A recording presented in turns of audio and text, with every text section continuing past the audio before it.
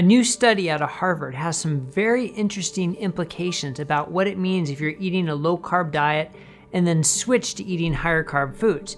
It has implications from both a practical basis and from a research basis, calling into question the benefit of short-term feeding studies when there's so much adaptation going on. I'm Dr. Brett Scher, the medical director at DietDoctor.com, and I wanted to review this study because I think it has some interesting implications, like I just said, from both a personal practical standpoint and from a research standpoint. Now, this study is titled Prolonged Glycemic Adaptation Following Transition from a Low to High Carbohydrate Diet, a Randomized Controlled Feeding Trial, and is published in the journal Diabetes Care and is from Drs. Kara Ebling and David Ludwig out of Harvard.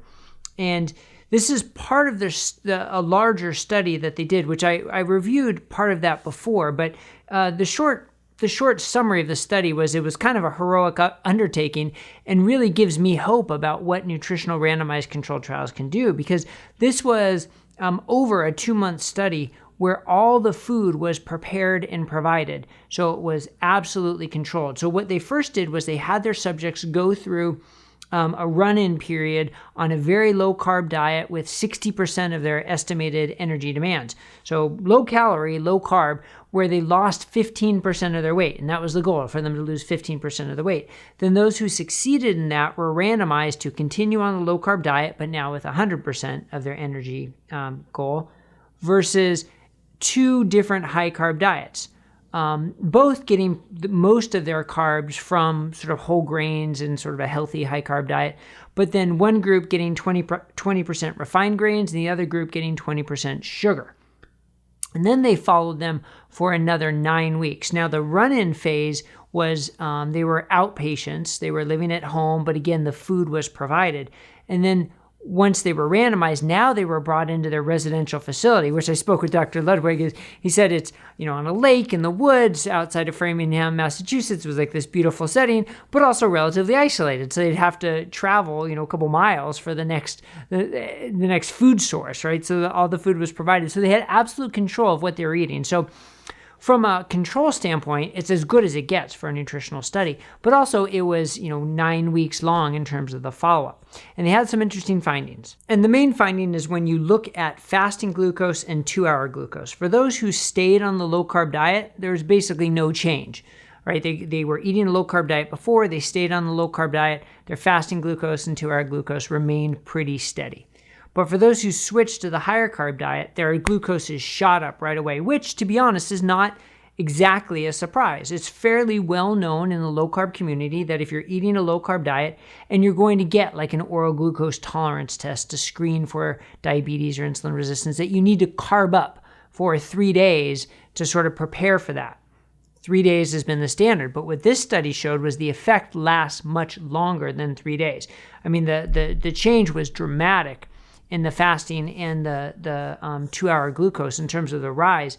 And it did start to come down, but not all the way, right? The trend started down within a week, but it kind of kept going down, which shows there is a prolonged adaptation. And when they crunched the data and looked for where's the sort of inflection point of where the adaptation starts to sort of level out, it was around 5 weeks in this study, but it was clear that there's individual variation and some take even longer for the continued adaptation. Now, this is going from low carb to high carb, right? Where the blood sugars are higher. The same group of investigators has already shown when you go from high carb to low carb that adaptation process takes on the order of a month as well for the body to adapt to burning fat for fuel, producing ketones. So it really does. That already called into question this sort of the 2-week feeding studies, if they're really showing us what's going to happen long term, or if it's only a small snapshot that's really missing the bigger picture. Well, this shows it the other way around as well. So here's what's so interesting about this. At first you could look at this and say, well, what does that mean? But here's the thing. If you start on a low-carb diet and switch to a high-carb diet, your glucose goes up and takes weeks to come down, to start to come down. So what does that mean about your insulin?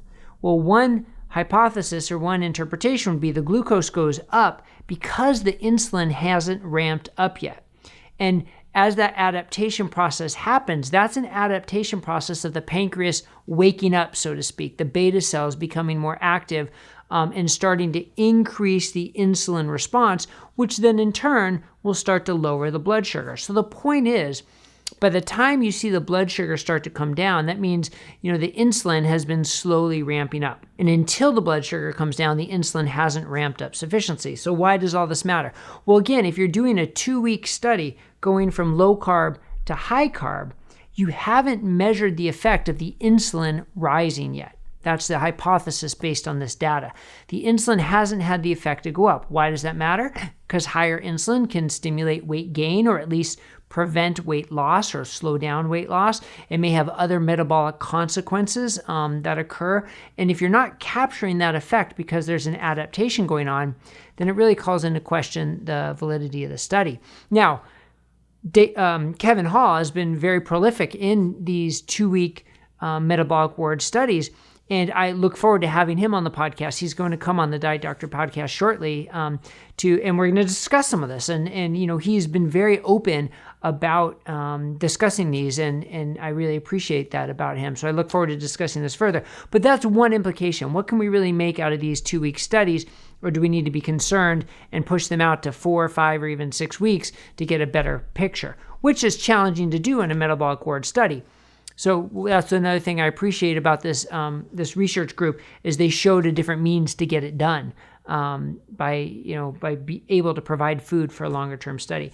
But here's the other thing. Let's get to the practical aspect of it now. If you're someone who eats low carb Monday through Friday and then goes high carb Saturday and Sunday, well, what you may be seeing is this significant rise in your glucose because your pancreas hasn't adapted yet. Your insulin isn't coming up to match the glucose rise.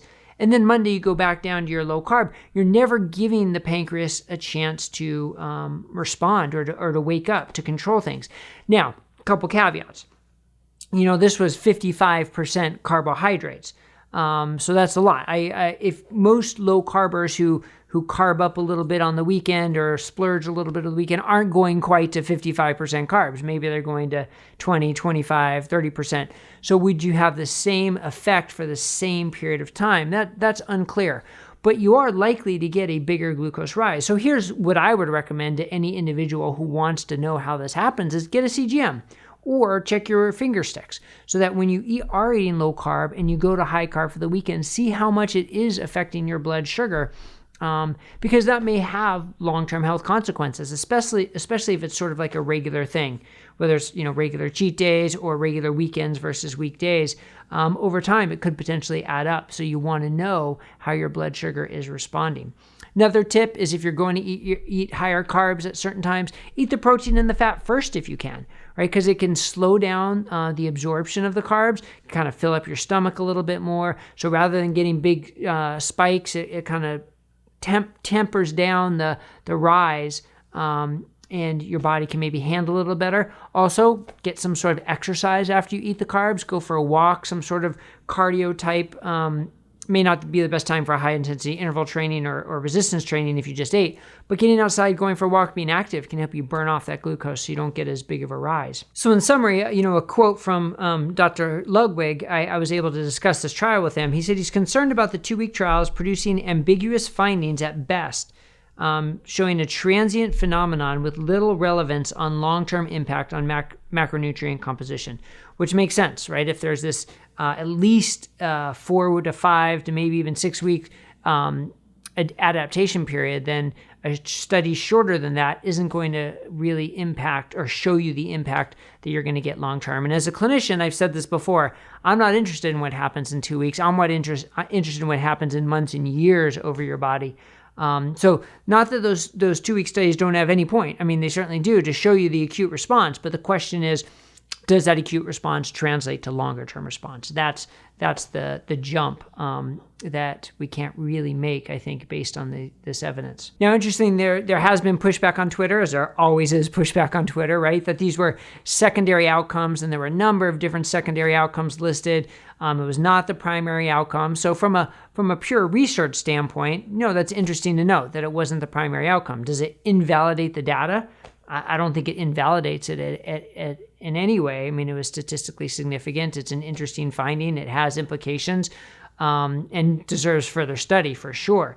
Dr. Ludwig was very clear. They're still working on the data for the primary outcomes and many other outcomes that they measured, and these things take time. So I certainly don't fault them for publishing an interesting article that they were able to find the data and come to the conclusion sooner than they're doing for their primary outcome.